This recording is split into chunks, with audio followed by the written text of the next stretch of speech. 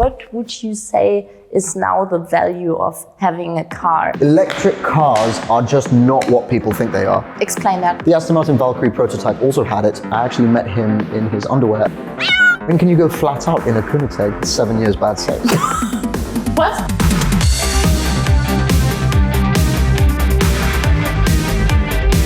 Oh, sounds like a Taycan, like a little Taycan. It's not about having a nice car, it's about keeping your car nice.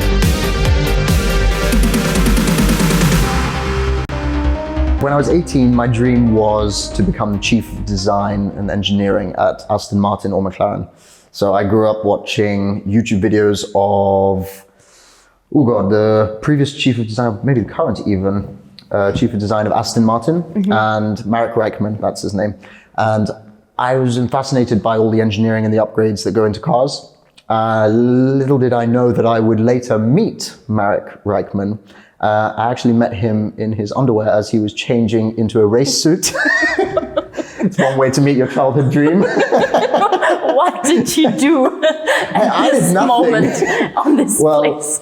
Like you said, I was working with Aston Martin at the time, and that was already there. I thought, like randomly somewhere. That would have been something. Like just like in the toilets in a restaurant or something. Open the door. Oh, sorry. But I was working with Aston Martin, and my boss at the time was doing a lot of classic racing, and Marek Reichman happened to be his co-driver. So whilst I was working with Aston Martin, my boss was driving, and we were working out of his team's lorry, the trailer where they cart the car and all the parts around. And I open up the door to the office, which is in the trailer, and just there's my childhood hero in his boxers. Without pants. Yeah. It's always fun meeting a hero without pants. You really get the raw reaction. That brought you're on the same level in this moment, maybe. Made it much less awkward.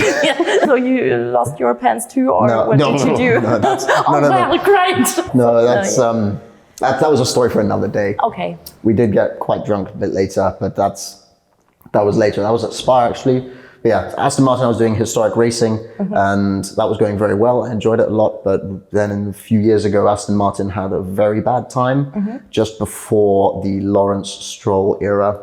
And unfortunately, they decided that our operation was no longer necessary, probably a financial decision. So that ended. I then went for a year to work at a coffee company and design a coffee van, and it was not my style. Ended up back in London. Also not my style. Came to Germany for a birthday party, met my now boss, and he said he needs employees. I said I need bosses. Boom. When did you start at Fine 11? 2.5, 3 years ago. The day we met was the day before we started producing the ADCA project. My first actual interface with you was out in Kleve, in West Germany. Yeah. I walked into a barn full of about 200 completely rotten Porsches, and in the very corner of this derelict brick building with all these dead, rotten, rusty Porsches was this white canvas, and there was you in all white with a camera and a film crew filming you painting, and I was just... I think I painted this painting on this day in Kleve. It was definitely this style, black and white. For sure. I'm waiting to have my own Hanna original in my living room. You already have a shirt. I have a shirt. I should have worn it today, but that would have been great. What was the thing that you decided to leave a big company like that? Was it only the situation with Aston Martin, or was it in general maybe because you could have changed the company? Because it's such a big difference. Maybe for those who don't know, Fine 11 is a really small family-run company working to a very high level of detail in classic car restoration.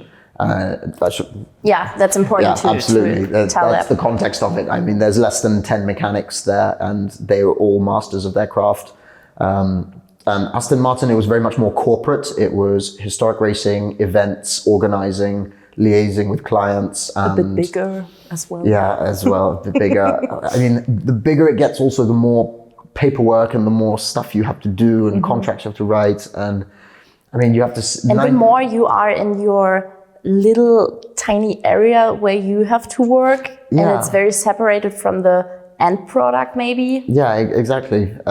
It wasn't something that I had a lot of control over. I mean, the idea was very much follow the brand's ideology.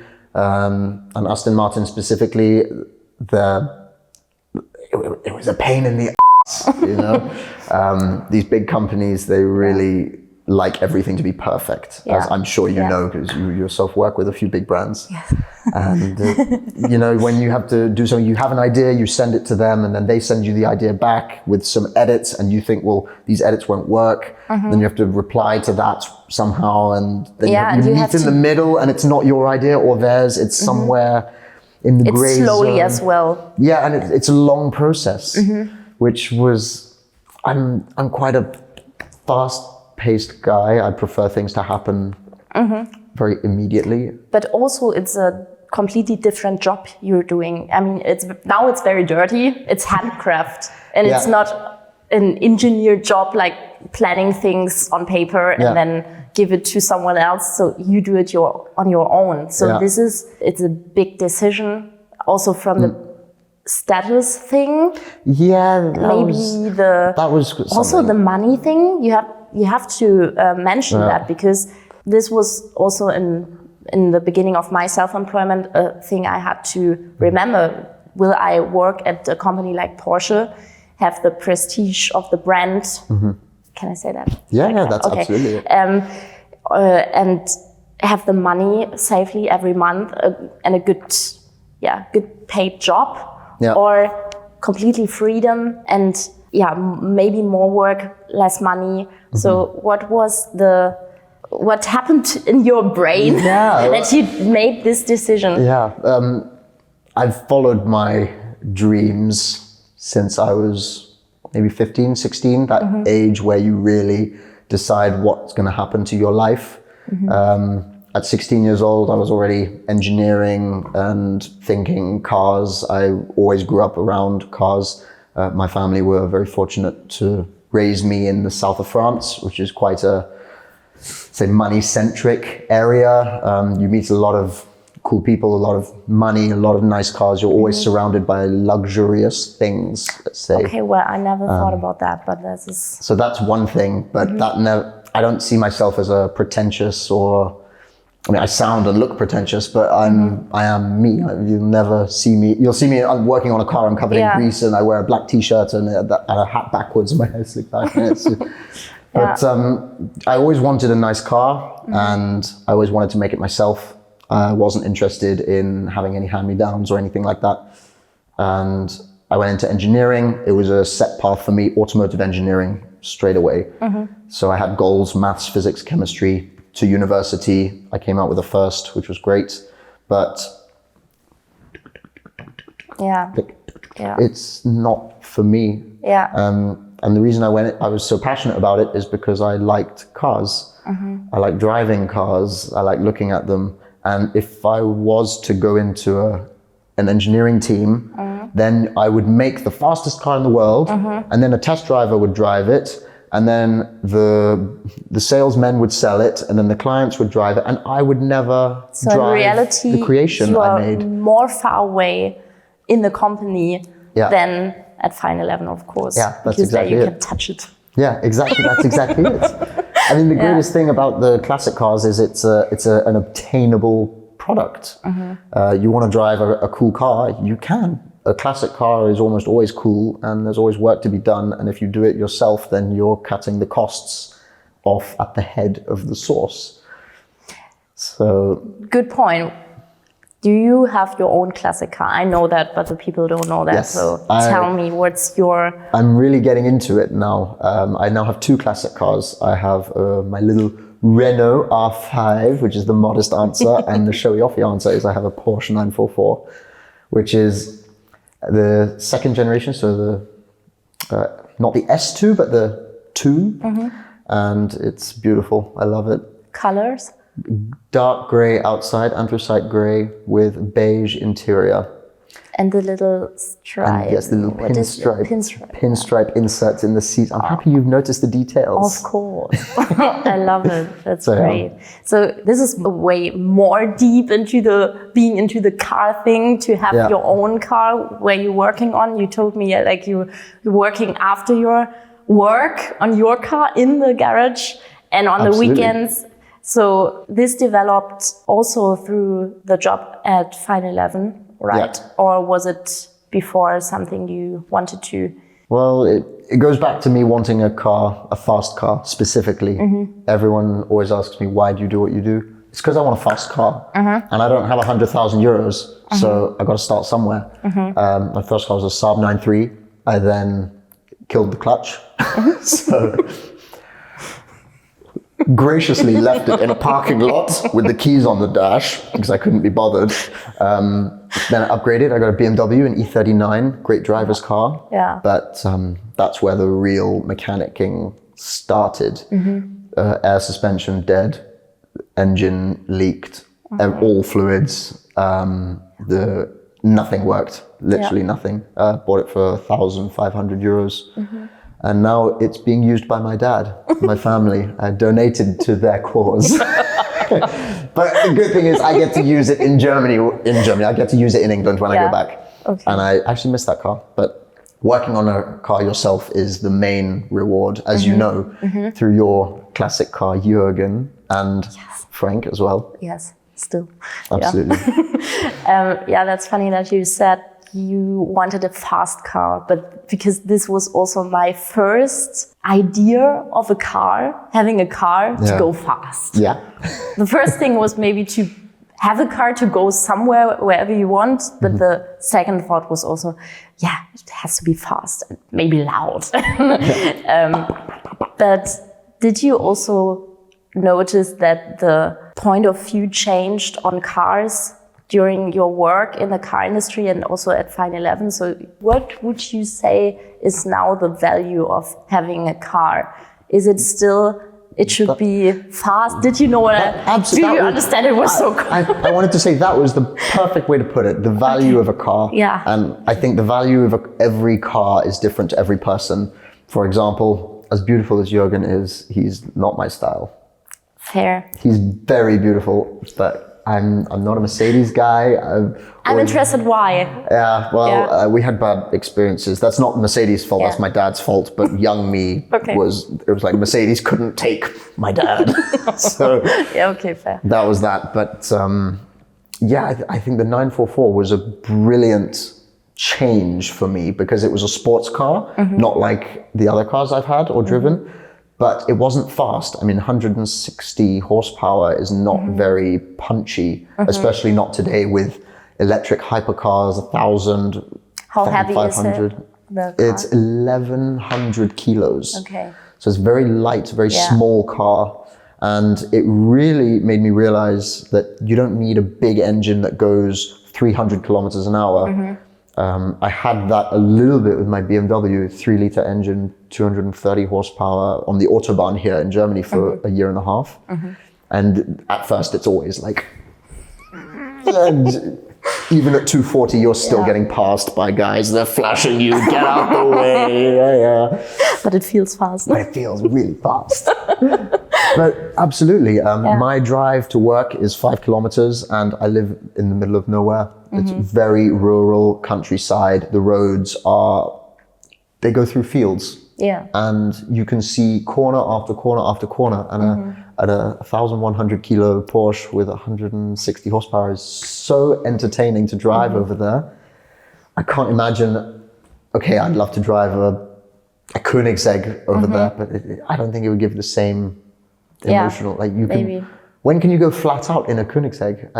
Or a Ferrari? Sorry, Koenigsegg is really up there. But everyone can relate. So that's the first thing I wanted to do when I came to Germany was obviously go on the Nürburgring.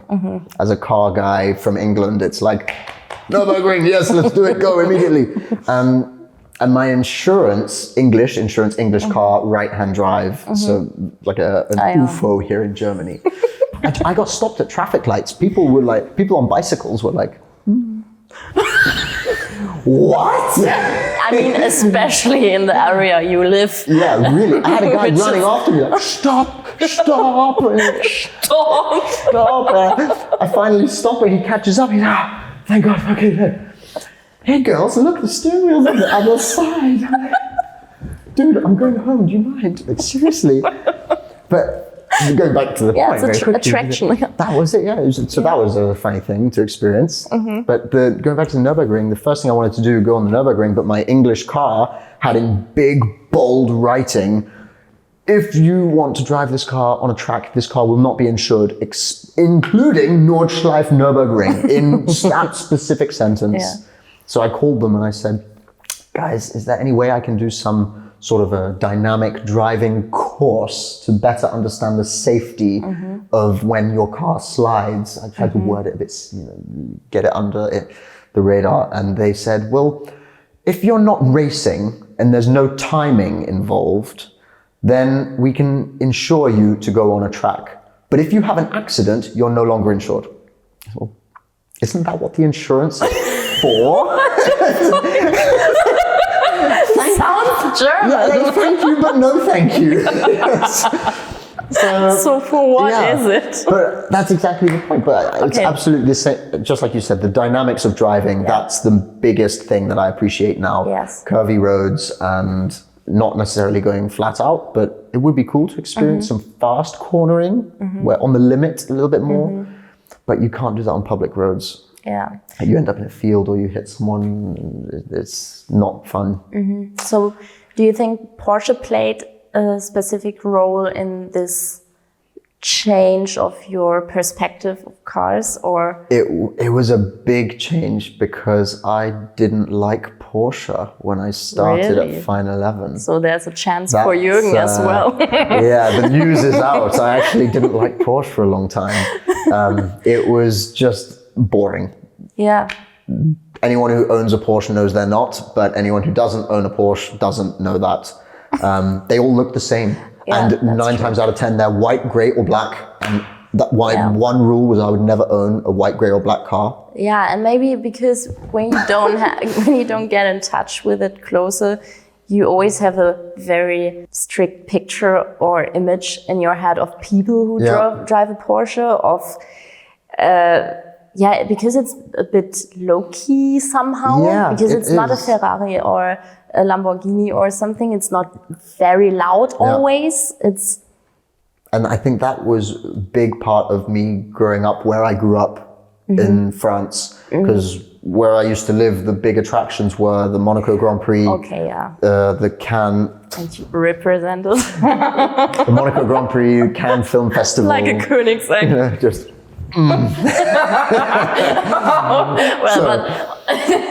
at least you work in a garage. At least now I've really been brought down a level. Yes, I've been humbled. Everything's fine.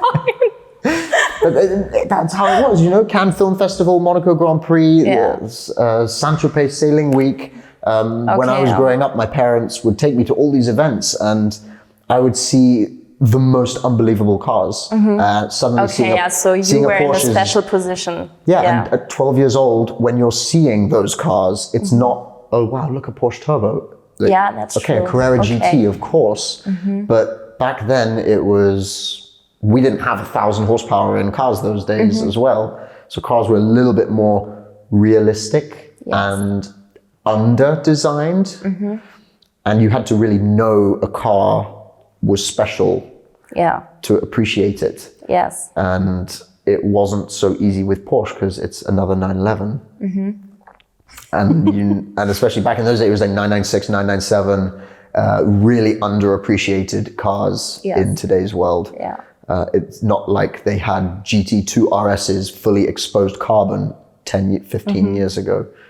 So I think the car market's changed, my life has changed, my environment has changed, and the cars I appreciate have changed as a consequence, which is a good thing because it's nice being able to think in the near future, maybe I'll have 10,000 euros spare or something and I can buy another classic. I don't have to save and save and save and save 100,000 euros.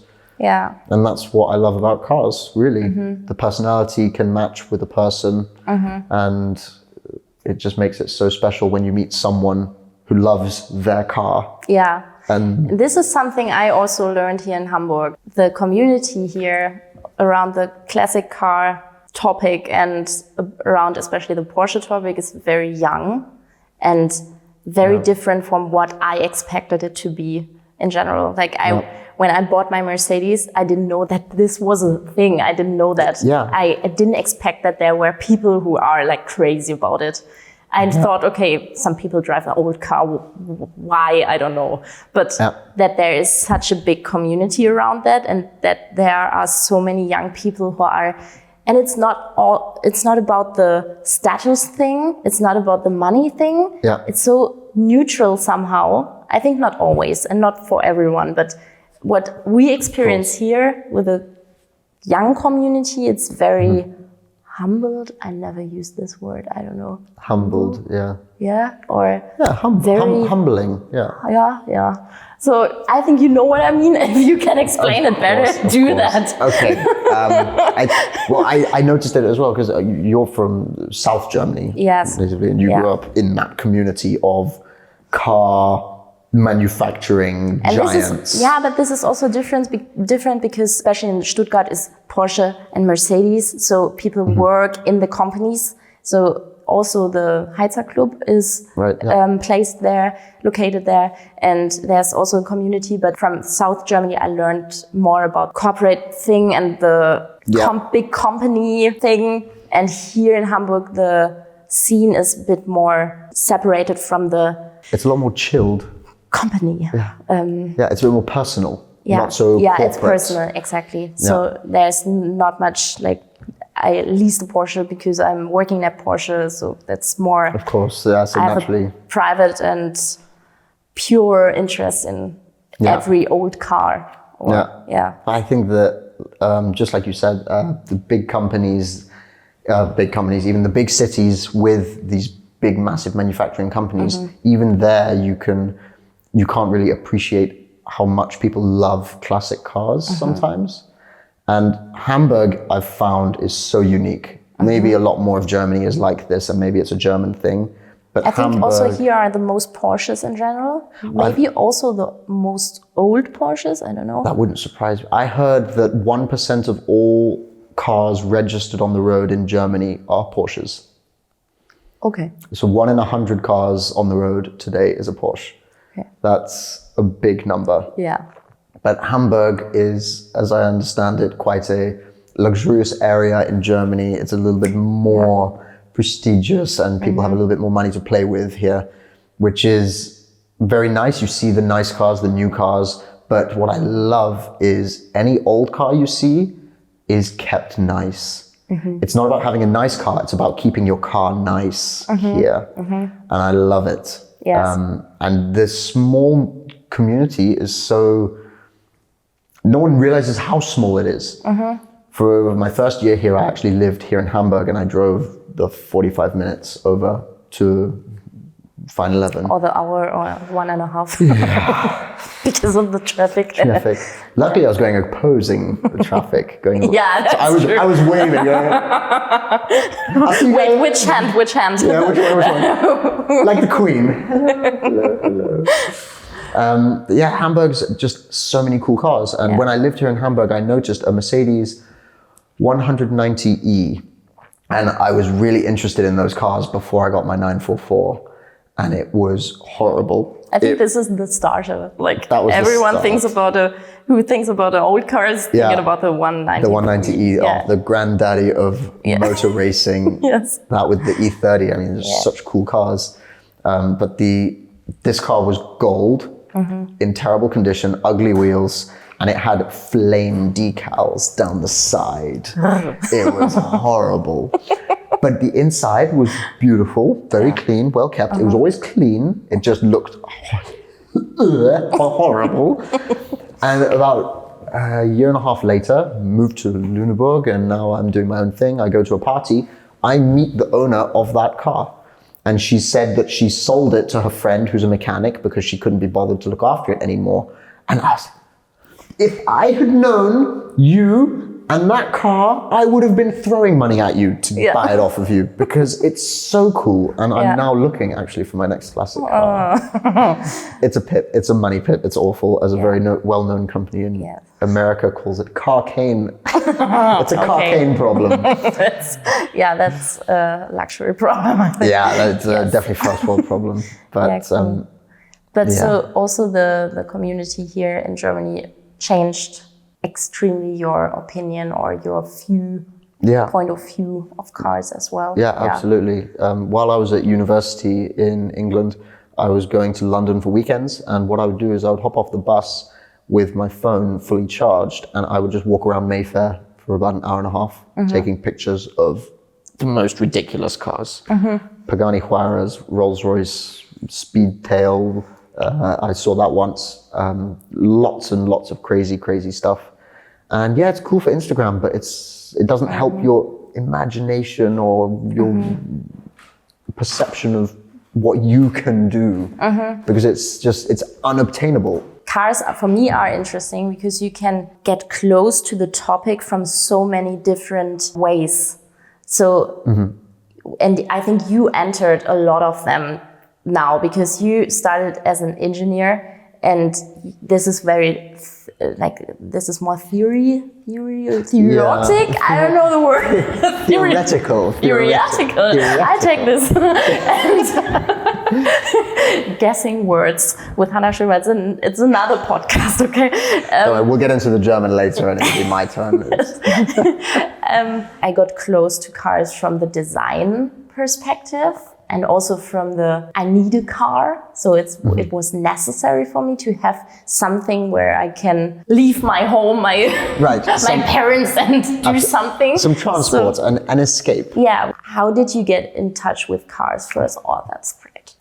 Thank you very much. Because I'm video meister. Did you hear that I'm talking like a desert? Because it's, okay. Absolutely. Cheers. That's 7 years bad sex. What? You've been working a lot more with some certain other big brands that are a bit more away from cars. Like Tag Heuer, or what do you think? Like Tag Heuer is one of them. They are also married to Porsche somehow. Yeah. I know there's a lot of history behind that, but is your idea of Hanna Schoenwald going to develop into other premium brands, other areas, or will you always be tied to the car world?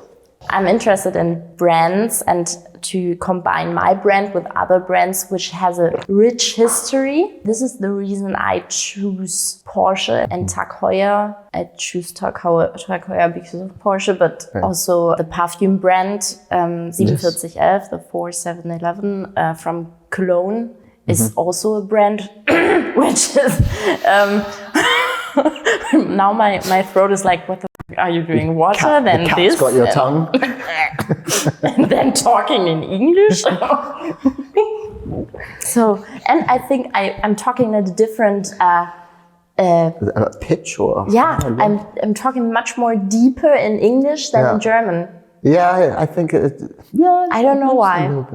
It suits you. Thank you. My focus is on cooperate with brands which are interesting for me because of their history and their background.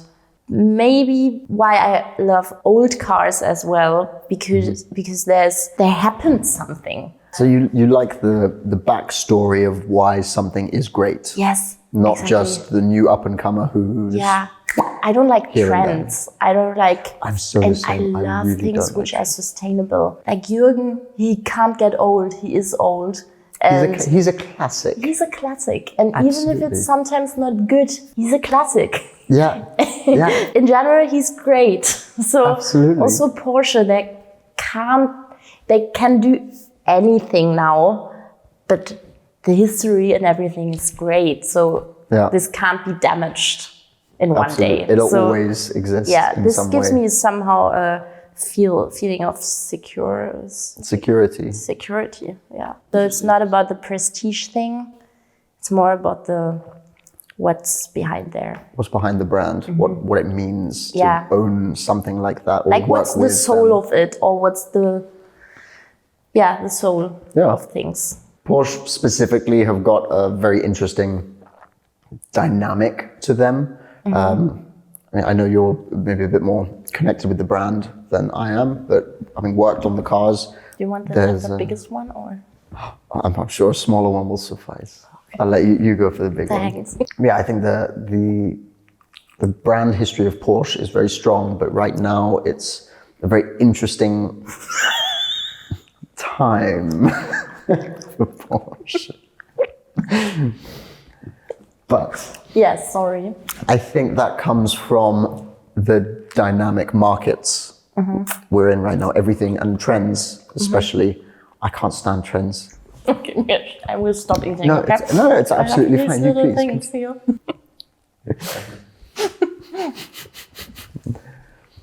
Sorry. If we can go from from classic cars onto the e-car situation, because also you mentioned sustainability earlier, which I think is a really important word right now. I'm going to get it out of my system really quickly, and then I won't have to talk about any again. Electric cars are just not what people think they are. Explain that. They are good. They are amazing. The technology does have a reason to be in cars. But people think that if 100% of people get an e-car, the world's problems are solved. The car industry is solved. It's so not like that. Yeah. Like the people who drive 100 kilometers, 120 kilometers every day on the Autobahn, you can have an electric car. That's absolutely fine. But sometimes it's just not what you need. It's not what puts you in that state of mind. Yes, and it scratches a lot just on the surface of the whole topic of climate things and the mobility topic. Yeah. Because on the other hand, I think it's very complex to explain the whole thing because der Wirkungsgrad, I don't know the word, Well, if you don't know it, I won't know it. So the reason why we are here where we are is not only because of cows or not only because of cars. It's not only because of one thing. It's so complex. Yeah, absolutely. And also the solution has to be this complex. And also it's not just one thing which can save everything else. Yeah, I think it's a balancing act. Yeah. And the big thing I learned at engineering university, like I went to the engineering. Anyway, the big thing I learned was in my final year, we did a life cycle analysis of a car. And the goal was to compare an electric car and a normal car.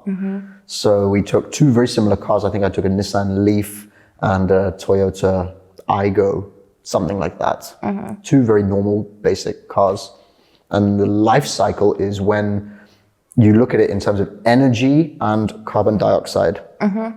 You start by looking at the materials. So you can do anything. So let's take this bowl, for example. This bowl is made of ceramic, which is usually sand, silicon. That material has energy, and it costs a certain amount of energy to have this much sand. There had to be excavators, and they run on diesel, and all that stuff goes into the material. Then you have the processing. It has to be a shape. It has to have color. That's also energy and carbon dioxide.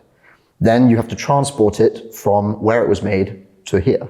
And that is also energy, carbon dioxide. And then when you throw it away, the use phase is also for a car. You put petrol in, it releases carbon dioxide, it uses energy, and that's the biggest part for a car is the use phase. But then when it comes to throwing it away, the end of life, when a car dies, this is energy here. The physical items have energy and CO2 associated with them, and a normal car is 98% recyclable. It's just plastic, metal, and glass. 98% of it melts down, reshapes, and you just keep going. The life goes on. Electric cars have these big batteries with a lot of rare minerals, a lot of rare earth materials, and the energy cost for creating a battery is so much higher than an engine.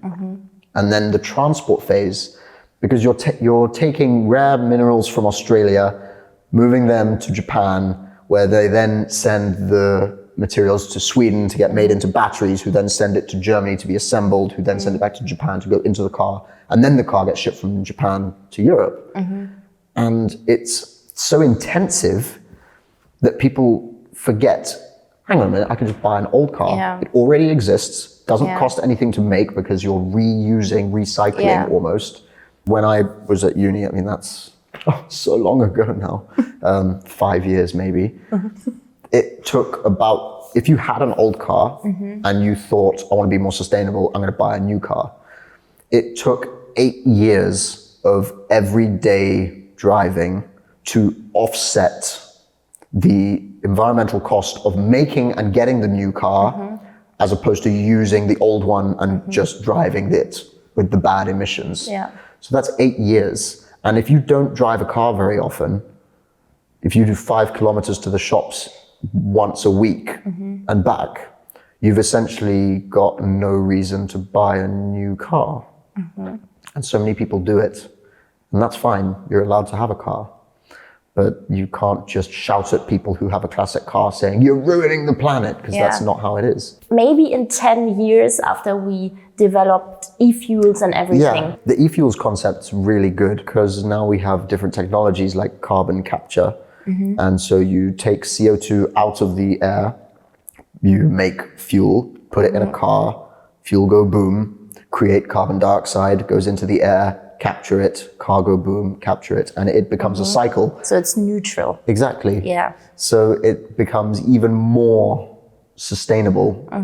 And it's not that carbon dioxide is not the only thing. You've got all the other sulfates and nitrogen things and horrible other Dumb emissions. question.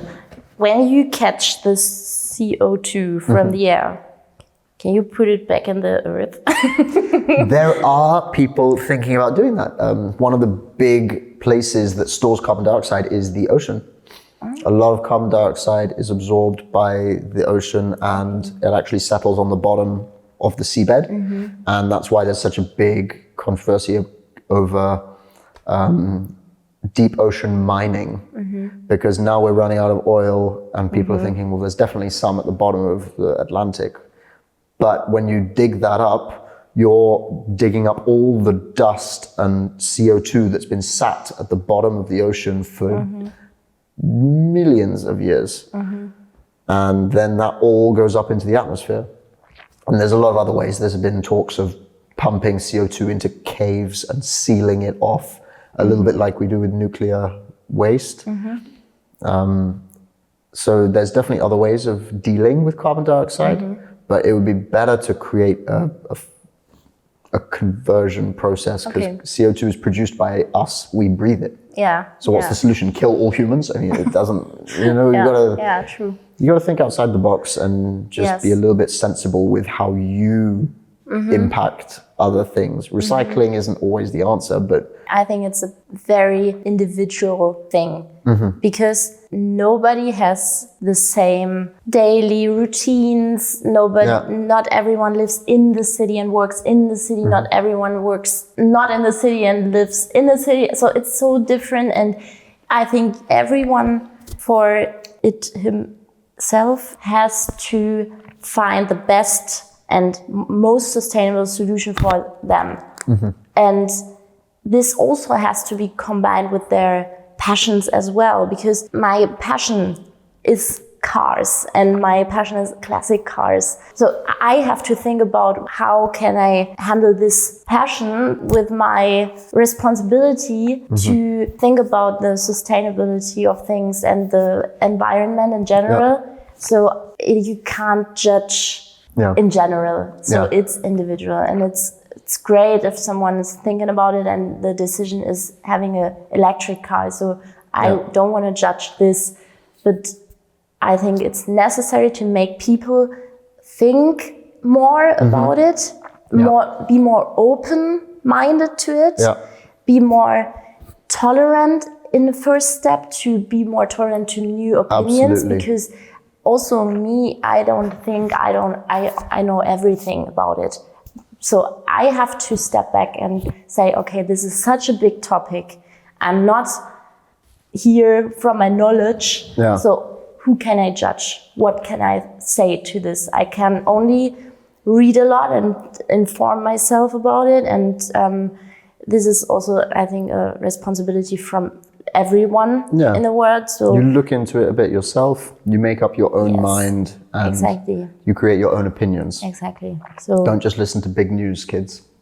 Is there something you would change to make the mobility thing more fitting to our times? Yes, I would. In which point? Our times, it's like we grew up watching these cartoons of flying cars and stuff like that, which is all very cool. But the one thing I saw the fire in your eyes. No, it's not.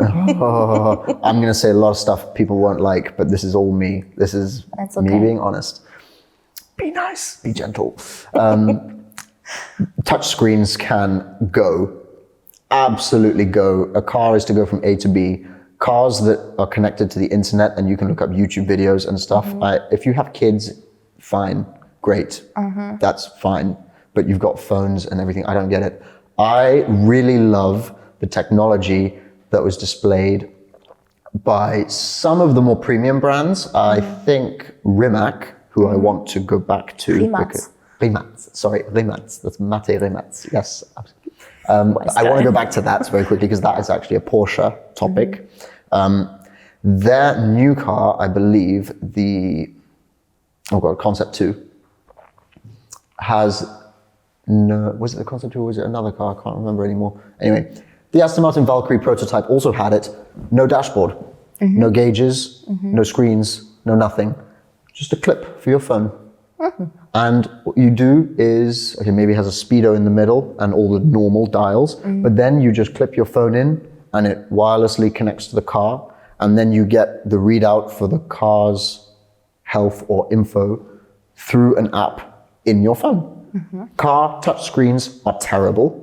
We work with classic 911s, so we have the PCCM module quite a lot in our thing, and I don't mean to shit talk Porsche on your platform, but I'm sorry, driving a classic car here, and then you have a touch screen that big. Yes. Down here, under the dash. Yes. 120 kilometers an hour on the motorway, and you're doing this, trying to hit next.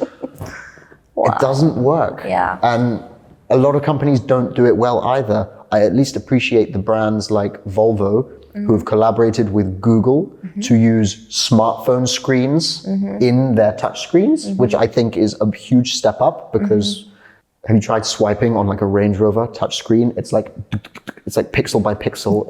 It's not great. Yeah. But also, I don't ever use touch screens or any feature in a car other than. What do you think they produce touch screens to make more? I think it's because that's the way the market wants it. Okay, people want touch screens, less buttons. Minimalism. Even if it's not. Yeah, exactly. But it's also just minimalism, I guess, from the design point of view. Absolutely, just putting everything in something that big that when you turn it off is just black. Yes. That's perfect. So do you think there's something they could in general change from how they develop products, like the cars? Yeah.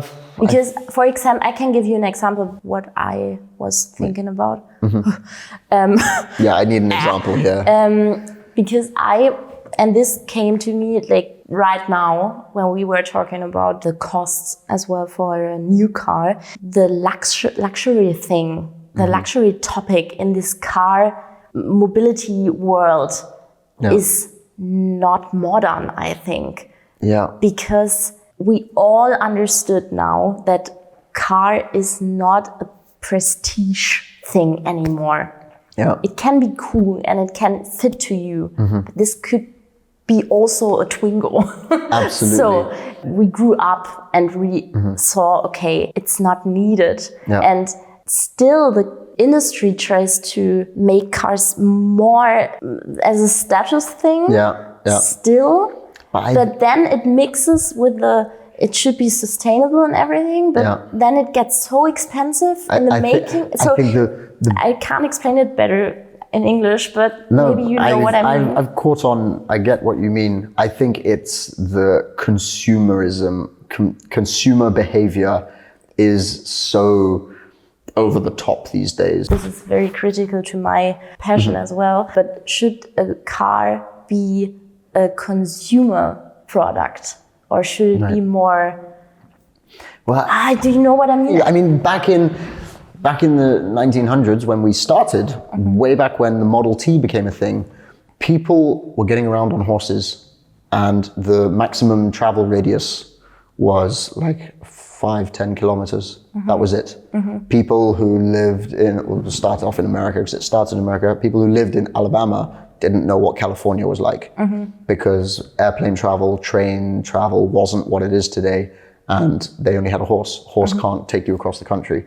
So when the car became a thing 100 years ago, it gave people the ability to travel 100 kilometers, 200 kilometers. That's like imagining never leaving Hamburg and then suddenly you can go to Dortmund. It's mind-blowing. It's like it's so ridiculous to think about these days, but that's how it was 100 years ago. And nowadays, people need heated seats, they need Bluetooth, they need pop-up instructions on their windscreen, and it's consumerism. I know people think they need this stuff, but in reality, you can just put a VR helmet on and do it yourself. It's so boring. And also the many different brands which produce exactly the same things, and that there is a competition makes it not sustainable at all. Absolutely. It's weird. Absolutely. But I think there's a really unique way to look at that. People will always look at brands as good, bad, or not, regardless of the quality of the actual product. I read very recently about Toyota. They were wondering why Americans weren't buying their cars. They're like, our cars are good. They're bulletproof. They don't break down. But the Americans aren't buying them. Maybe it's a brand thing. It's like, well, our car is good. Why aren't they? And they weren't buying it because the brand Toyota wasn't premium enough. It didn't reflect the quality of their product. And that's how Lexus was born. Lexus is Toyota rebranded for Americans. It was the word Lexus was literally created as, I forget the L, I think it's luxury export to US, so LEX, US. Funny, I didn't know that. Yeah, so that's how Lexus was created. It's literally Toyota rebranded as a more premium brand for an American market. But it's just Toyotas. Did you know that? No. But they're just Toyotas. So this was obviously a few decades ago in the 19-whatevers. But that's how people's perception of a brand can change things. Like me, I swear, you ask 18-year-old me, I would have never bought a Porsche, ever. Never. Yeah. Because It was founded in 89. 89, so there you go, late 80s. Right when America started getting very premium and liking good things. Especially from imports, because America was very American in the 60s, 70s, and then 80s, they started looking more internationally to other brands and importing stuff. So I think going back to your question is, they have to follow demand.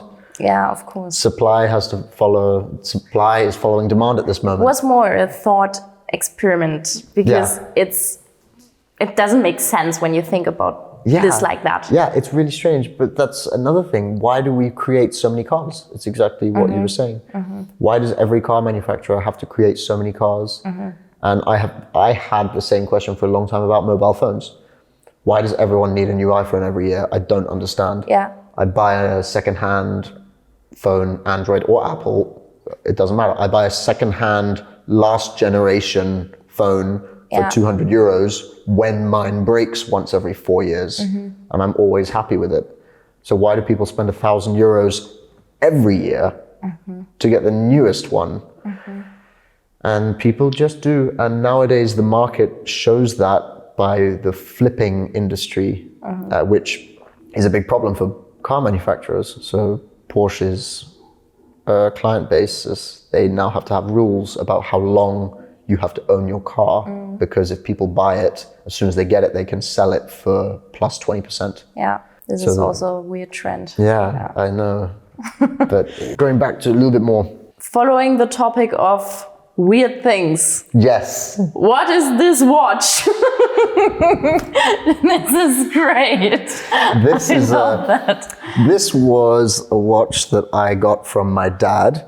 It's an Omega Constellation from the 70s. And wow. It has a very strange movement.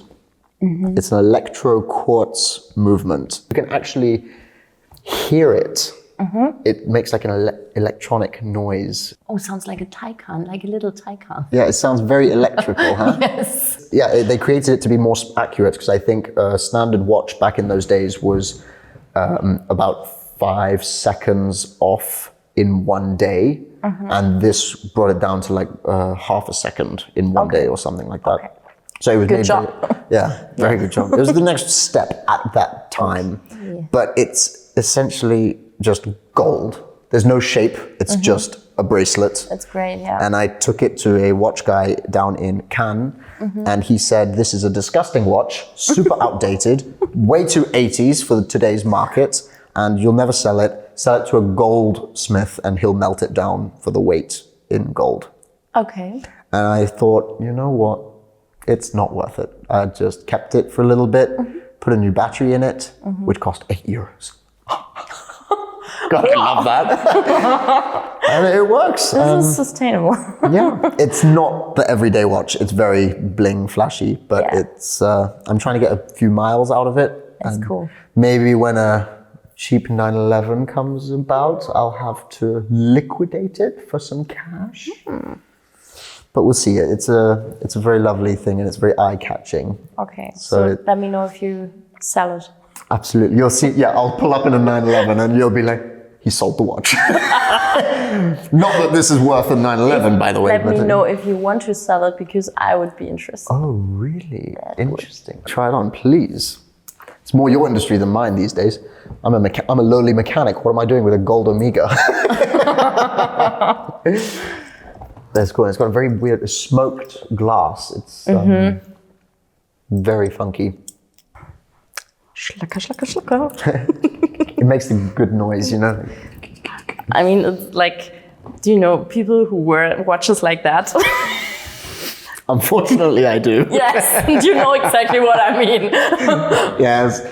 I especially like the little tiger's eye on the I saw winding it. face. That's great. That's cute. Yeah, the smoky glass. It's also something which is so modern, because it's like from the 70s, 60s, 70s. What was your thought this morning or this afternoon, after work? Your after work thought, now I'm going to Hanna Schoenwald to the podcast. Absolutely. Which watch? Well, what watch should I wear? Well, it's nice coming into this, being in the countryside. I get to the opportunity to reinvent myself every time I come to the city. That's what it is, you know? When I go to work, occasion, a great occasion, absolutely. And I thought the chino pants, the white top, it made the little detail here. Absolutely. Monaco. Absolutely. And I'm here in the little Renault R5, which means I'm wearing more than my car costs. Great. Which I think is just a ridiculous statement. I think this is the funniest thing to cross. That's really, and by the way, I'm not bragging about how much the watch was. I'm bragging about how shit and cheap the Renault was. That's not, don't get that twisted. There's two ways to look at everything. That's great. Wow. Yeah, no, I like it. It's very unique. And you're not wearing anything today? No, I don't know why. Maybe because I worked on my MacBook. Oh, I don't like it when you say like MacBook. On my it's just computer. Scratchy. Is there's a scratching. And also when I paint, sometimes it annoys me a bit to wear something on me. Well, because this is like heavy at the time, especially my big gold watches, you know, that's very heavy. You know, it really weighs you down. Yes, that's horrible. I'm looking forward to your next chapter. Me too. Yes. Thank you, Humphrey. You're most very welcome. happy with your performance here. Oh. You make it very easy for me to speak English because it's not my mother language. I just wanted to say, absolutely. if you didn't know this. No one would have ever noticed.